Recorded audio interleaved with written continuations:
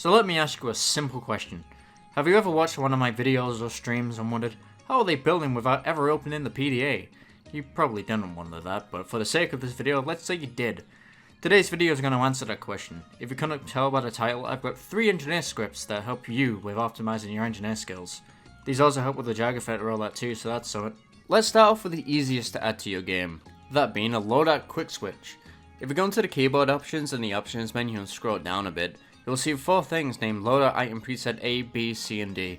Using these means to switch to a different loadout preset without ever having to go into the loadouts menu. For example, my A loadout is the shotgun, capper, and gunslinger, whilst my B loadout is the Thompson, short circuit, and jag. Going in game, you can see that I can easily switch between the 2 of my loadout slots without ever having to go to the loadouts menu. Another thing that's useful for this is being able to basically choose which spawn room you want to spawn in. It'll take a few tries probably, but you'll eventually get to the spawn you want to get to. It's useful if one of the spawns is being counted by the enemy team and whatnot. Unlike the other 2 scripts I'm going to show you, this works for every single class in the game. The only thing I want to say though is that if you're in spawn and you switch to a different loadout, you'll lose your kill streak if that's something you care about.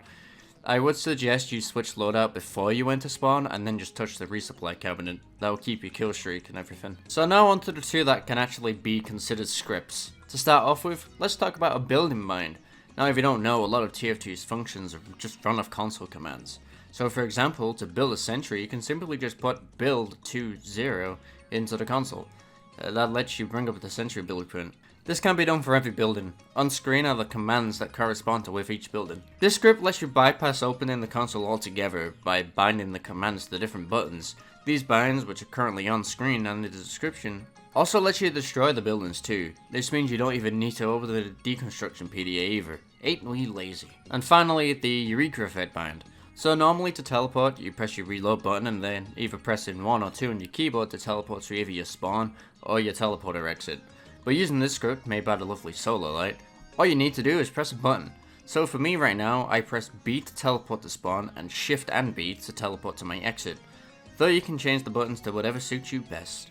Now I don't take credit for any of these, considering I never made them in the first place. I'll leave the sources in the description. So I said that these help you out with the Eureka Effect rollout, so I'm going to show you proof that it actually works wonders with it.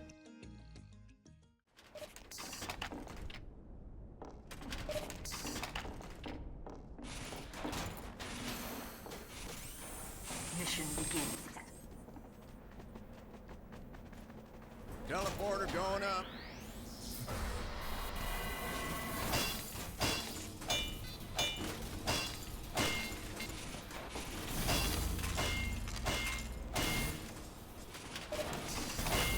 Mission begins in 30 seconds.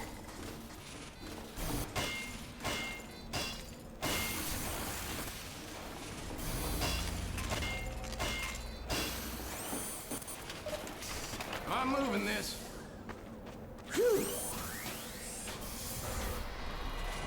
Backing up. Mission begins in 10 seconds. That was getting heavy. 5, 4, 3, 2, 1.